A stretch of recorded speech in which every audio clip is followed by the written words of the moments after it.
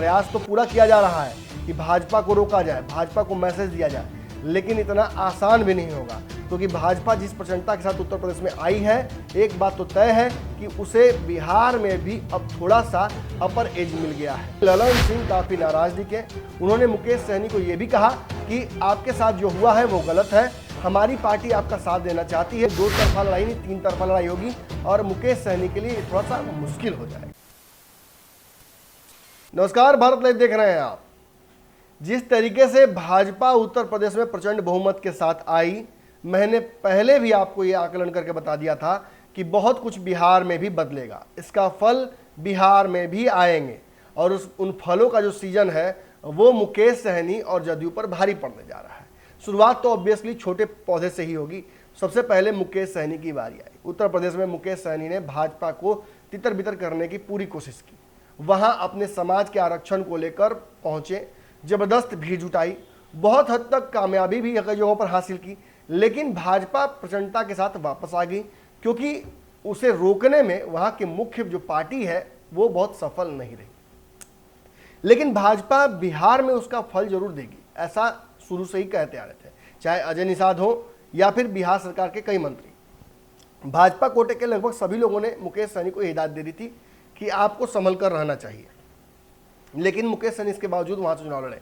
अब उसका फल क्या हुआ कि मुकेश सहनी की यहां जो खाली सीट पड़ी हुई है बोचहा, जिसके बारे में मैंने पहले भी आपको बताया था कि वहां बेबी कुमारी को उतारने के लिए भाजपा तैयार है, वही हुआ। वहां से भाजपा ने बेबी कुमारी को उतार दिया।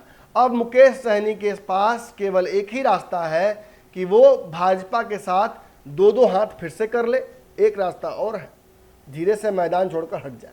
लेकिन मुकेश सहनी के जो ट्रैक रिकॉर्ड रहा है, ये तय है कि वो चुनाव तो वहां से लड़ेंगे ही। बोचहा के जो मरहूम विधायक थे मुसाफिर पासवान, उनके पुत्र लगातार पिछले कई दिनों से उस जगह पर घूम घूम कर चुनाव प्रचार कर रहे हैं और लोगों के बीच जाकर वोट को गोलबंदी कर रहे हैं। अमर पासवान ने अपने प्रचार के दौरान फेसबुक पर अपने आप को भावी प्रत्याशी भी बताया है बोचहा का। लेकिन अब सीधी लड़ाई करनी पड़ेगी। अब भाजपा के साथ दो हाथ करना पड़ेगा और तेजस्वी तो अपना प्रत्याशी उतारेंगे ही, यानी दो तरफा लड़ाई नहीं, तीन तरफा लड़ाई होगी और मुकेश सहनी के लिए थोड़ा सा मुश्किल हो जाएगा। लेकिन मुकेश सहनी ही नहीं मुक्तभोगी हैं। दूसरी तरफ अगर आप देखते हैं तो ललन सिंह भी, जो कि जदयू के राष्ट्रीय अध्यक्ष हैं, उन्होंने उत्तर प्रदेश में चुनाव लड़ने को लेकर केसी त्यागी से लेकर आरसीपी सिंह सबको भिड़ा दिया, लेकिन भाजपा ने उनके साथ गठबंधन नहीं किया। अब दिक्कत क्या हो गई, भाजपा ने गठबंधन नहीं किया और समय बहुत कम बच गया। प्रयास तो बहुत किया जदयू ने, लेकिन बहुत अच्छा रिजल्ट जदयू के लिए नहीं हो पाया। ऐसी स्थिति में अब कहा जा रहा है कि ललन सिंह भी बहुत नाराज है।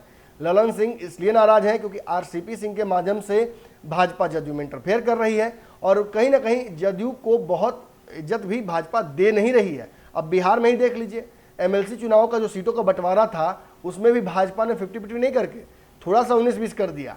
अब इससे क्या होता है, इससे मैसेज चला जाता है और ये मैसेज भाजपा के लिए तो बहुत बढ़िया है, लेकिन नीतीश कुमार के लिए थोड़ा डेरोगेटरी है और नीतीश कुमार ऐसे में बर्दाश्त नहीं करते हैं। लेकिन खबर यह आई कि दो जले एक साथ दिखे, यानी एयरपोर्ट से जब मुकेश सहनी से पूछा गया कि क्या जदयू आपके साथ है, तो उन्होंने साफ तौर पर कहा ये तो जदयू को स्पष्ट करना है। लेकिन पत्रकारों से नजर बचा के वो सीधे पहुंच गए नीतीश कुमार के पास और नीतीश कुमार के पास बैठकर उन्होंने बातचीत की, जिस दौरान अशोक चौधरी और ललन सिंह दोनों वहां मौजूद थे। अशोक चौधरी तो अपने चिरपरिचित अंदाज में बहुत कुछ नहीं कहते रहे, लेकिन ललन सिंह काफी नाराज दिखे। उन्होंने मुकेश सहनी को यह भी कहा कि आपके साथ जो हुआ है वो गलत है, हमारी पार्टी आपका साथ देना चाहती है, लेकिन चूंकि हमने बार बार ये बात कही है कि हम बैठकर बात कर लें और भाजपा ने ये बात स्वीकारा ही नहीं, तो अब इस पर किया जा सकता है। वहीं आपको बता दें कि इन सारी बातों के बाद मुकेश सहनी दिल्ली रवाना हो गए और खबर ये आ रही है कि भाजपा के खिलाफ एक बड़ा प्रतिरोध हो सकता है। भाजपा के नेताओं से बातचीत करके बीच का समीकरण निकालने की कोशिश की जा सकती है और ऐसा नहीं होता है तो मुकेश सहनी वहां से अपने प्रत्याशी को लेकर उतरेंगे और वो नीतीश कुमार से, सीएम नीतीश कुमार से वहां आकर सहयोग करने की सिफारिश भी कर सकते हैं। यानी जदयू के नेताओं को, जदयू के मंत्रियों को अपने प्रत्याशी की तरफ से चुनाव प्रचार करने के लिए वो तैयार करने जा रहे हैं। लेकिन सब कुछ अंततः डिपेंड करेगा कि ललन सिंह क्या करते हैं, क्योंकि ललन सिंह के मन में नाराजगी जरूर है, लेकिन इन सारे फैसलों पर अंततः नीतीश कुमार से हामी भराने के बाद ही वो आगे बढ़ सकते हैं। यानी प्रयास तो पूरा किया जा रहा है कि भाजपा को रोका जाए, भाजपा को मैसेज दिया जाए, लेकिन इतना आसान भी नहीं होगा, क्योंकि भाजपा जिस प्रचंडता के साथ उत्तर प्रदेश में आई है, एक बात तो तय है कि उसे बिहार में भी अब थोड़ा सा अपर एज मिल गया है। अब इसकी वजह से देखना होगा कि कितना असर पड़ता है इस गठबंधन के कलेवर पर, लेकिन एक बात तो तय है कि अगर मुकेश सहनी चुनाव वहां से लड़ते हैं तो ये एक बड़ी लड़ाई हो सकती है और गठबंधन को लेकर भी अंतिम निर्णय का क्षण हो सकता है। आपने देखा कि 19 में भी जब हम यूपीए गठबंधन में थे, एक सीट को लेकर हम लोगों ने उपचुनाव लड़ा था सिमरी बख्तियारपुर में, और फिर उसके बाद जब मैं उत्तर प्रदेश जाके चुनाव लड़ सकता हूँ तो बिहार प्रदेश हमारा अपना घर है, तो यहाँ पे चुनाव लड़ेंगे और सब लड़ेंगे, और भाजपा भी अगर वहाँ पे प्रत्याशी दिए तो दोस्ताना संघर्ष होगा। लेकिन जेडीयू साइलेंट मोड में है, जेडीयू साइलेंट मोड में, जिस तरीके से बीजेपी ने आप कह रहे धोखा दिया है, जेडीयू साइलेंट मोड में कुछ कह नहीं रही, आपके साथ सही हुआ है या गलत हुआ है?